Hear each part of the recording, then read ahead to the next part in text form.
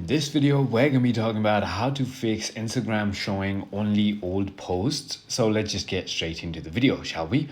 So to fix an Instagram feed showing only one or old post, what you want to do is first go ahead and try to refresh your feed. And that is by pulling down your feed as much as you can and letting it go.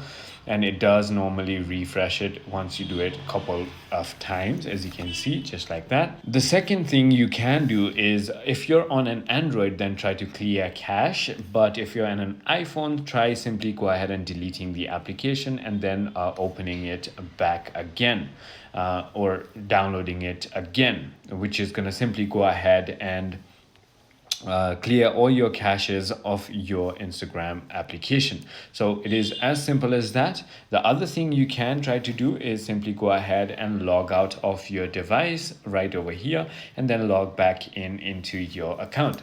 I hope this video clarifies everything for you. If it did, hit that like button and I'll see you on the next one.